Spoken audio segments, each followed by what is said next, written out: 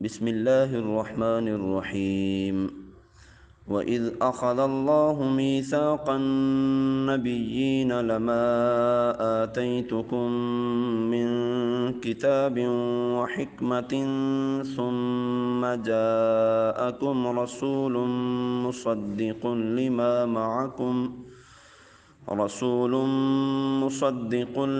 معكم لتؤمنن به ولتنصرنه قال أأقررتم وأخذتم على ذلكم إصري قالوا أقررنا قال فاشهدوا وأنا معكم من الشاهدين فمن تولى بعد ذلك فأولئك هم الفاسقون۔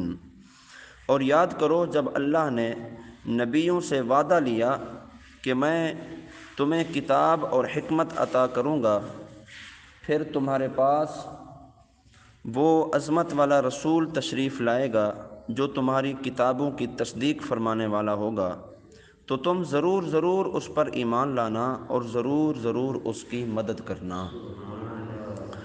اللہ نے فرمایا، اے انبیاء، کیا تم نے اس حکم کا اقرار کر لیا اور اس اقرار پر میرا بھاری ذمہ لے لیا؟ سب نے عرض کی، ہم نے اقرار کر لیا۔ اللہ نے فرمایا، تو اب ایک دوسرے پر بھی گواہ بن جاؤ اور میں خود بھی تمہارے ساتھ گواہوں میں سے ہوں۔ پھر جو کوئی اس اقرار کے بعد روح گردانی کرے گا تو وہی لوگ نافرمان ہوں گے۔ حضرت علی المرتضیٰ رضی اللہ تعالیٰ عنہ آپ نے فرمایا کہ اللہ تعالیٰ نے حضرت آدم علیہ السلام اور ان کے بعد جس کسی کو نبوت عطا فرمائی ان سے سید الانبیاء محمد مصطفیٰ صلی اللہ تعالیٰ علیہ وسلم آپ کے متعلق عہد لیا، وعدہ لیا، اور ان انبیاء نے اپنی قوموں سے عہد لیا کہ اگر ان کی زندگی میں سرور کائنات صلی اللہ علیہ وسلم مبعوث ہوں تو وہ آپ صلی اللہ علیہ وسلم پر ایمان لائیں اور آپ علیہ الصلوۃ والسلام کی مدد اور نصرت کریں۔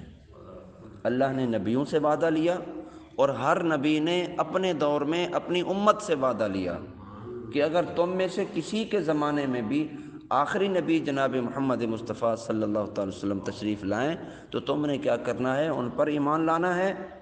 پھر نبوت بھی ان کی، شریعت بھی ان کی، پھر دین بھی ان کا، پیغام بھی ان کا، ان پر ایمان لانا ہے اور پھر تم نے ان کی مدد اور نصرت بھی کرنی ہے۔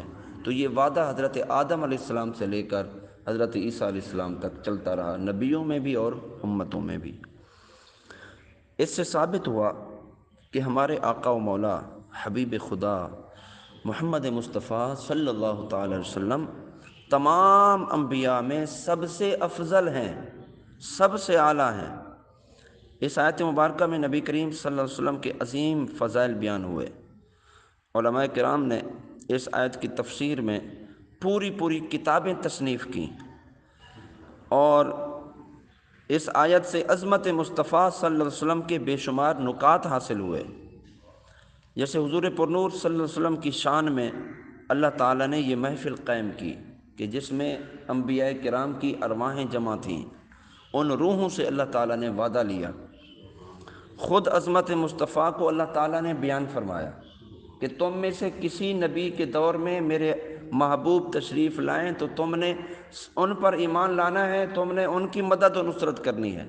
تو اللہ تعالیٰ خود عظمت مصطفیٰ کو بیان کر رہا ہے، سبحان اللہ۔ اور عظمت مصطفیٰ صلی اللہ علیہ وسلم کے سامعین کے لیے کائنات کے مقدس ترین افراد تھے۔ وہ کون تھے؟ وہ انبیاء کرام تھے۔ خاصوں کی محفل تھی، خاص لوگوں میں ایک خاص شخصیت کا ذکر خیر ہو رہا تھا، اور ذکر کرنے والا بھی کوئی عام نہیں، اللہ رب العالمین خود ذکر کر رہا ہے، سبحان اللہ۔ کائنات میں آنے سے پہلے حضور اکرم صلی اللہ علیہ وسلم کا ذکر جاری ہوا اور آپ صلی اللہ علیہ وسلم کی عظمت کا بیان ہوا۔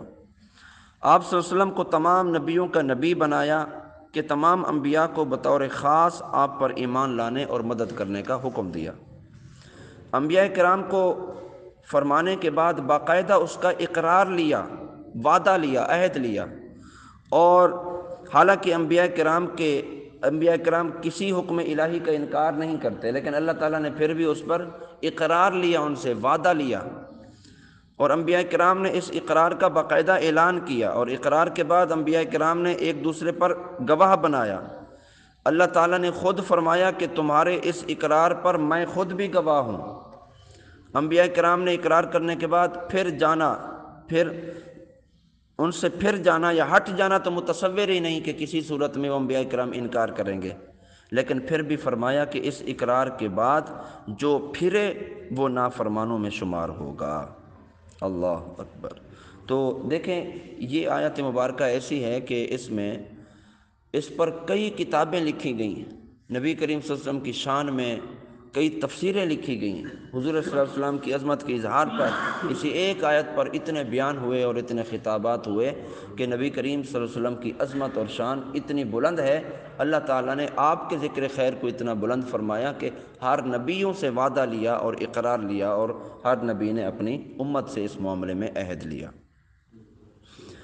أفغير دين الله يبغون وله أسلم من في السماوات والأرض طوعا وكرها وإليه يرجعون۔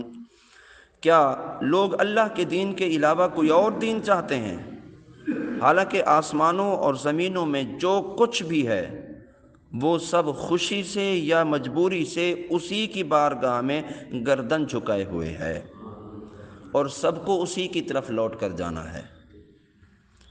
تو ارشاد فرمایا کہ کیا لوگ اللہ کے دین کے علاوہ کوئی اور دین چاہتے ہیں، حالانکہ زمینوں اور آسمانوں میں جو کوئی بھی ہے، وہ فرشتے ہوں، وہ انسان ہوں، وہ جنات ہوں، وہ سب کے سب خوشی سے یا مجبوری سے اسی رب کی بارگاہ میں جھکے ہوئے ہیں۔ فرشتے تو یوں خوشی سے فرما بردار ہیں کہ اللہ تعالیٰ نے انہیں پیدا ہی معصوم کیا ہے۔ انسان، مسلمان، جن اور انسان اس طرح خوش ہیں کہ دلائل میں نظر کر کے اور انصاف اختیار کر کے اللہ کے فرما بردار ہیں، اور یہ اطاعت و فرما برداری ان کے لیے مفید ہے، جبکہ کافر کسی خوف یا موت کے وقت، عذاب دیکھ لینے کے وقت گردن جھکا دیتا ہے، لیکن اس وقت کا ایمان قیامت میں نفع نہیں دے گا، فائدہ نہیں دے گا۔ یعنی کسی بھی صورت میں ہر کوئی اللہ کے سامنے گردن جھکائے ہوئے ہے۔ قل آمنا بالله وما أنزل علينا وما أنزل على إبراهيم وإسماعيل وإسحاق ويعقوب والأسباط وما أوتي موسى وعيسى والنبيون من ربهم لا نفرق بين أحد منهم ونحن له مسلمون۔ اور تم یوں کہو کہ ہم اللہ پر اور جو ہمارے اوپر نازل کیا گیا ہے اس پر، اور جو ابراہیم اور اسماعیل اور اسحاق اور یعقوب اور ان کی اولاد پر نازل کیا گیا ہے اس پر ایمان لاتے ہیں، اور جو موسیٰ اور عیسیٰ اور نبیوں کو ان کے رب کی طرف سے دیا گیا اس پر بھی ایمان لاتے ہیں۔ نیز ہم ایمان لانے میں ان میں سے کسی کے درمیان فرق نہیں کرتے، ہم اسی کی بارگاہ میں گردن جھکائے ہوئے ہیں۔ یہودیوں اور عیسائیوں نے تو یہ کیا کہ کچھ نبیوں اور کتابوں پر ایمان لائے اور کچھ نبیوں اور کتابوں پر ایمان نہیں لائے۔ ان کے مقابلے میں مسلمانوں سے فرمایا جا رہا ہے کہ اے مسلمانوں، تم سب نبیوں پر اور سب کتابوں پر ایمان لاؤ، خواہ وہ ابراہیمی صحیفے ہوں یا حضرت موسیٰ و عیسیٰ کی کتابیں ہوں یا دیگر انبیاء کے صحیفے ہوں، ہمیں سب کو ماننے کا حکم ہے، البتہ ہمارا عمل صرف قرآن پر ہوگا۔ ایمان سب کتابوں پر ہے، ایمان سب نبیوں پر ہے، ہم سب کو مانتے ہیں، لیکن عمل کس پہ کرنا ہے؟ قرآن مجید فرقان حمید پہ عمل کرنا ہے، اور ہماری اطاعت اور اتباع یہ صرف حضور پرنور محمد مصطفیٰ صلی اللہ تعالی وسلم آپ پر ہوگی۔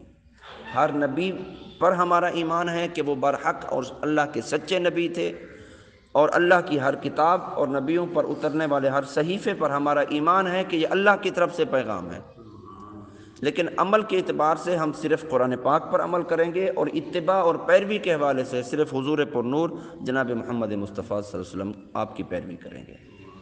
اللہ تعالی ہمیں دین مصطفیٰ پر استقامت عطا فرمائے، شریعت محمدی کا اللہ تعالی ہم سب کو متبع بنائے۔ وما علینا الا البلاغ المبین۔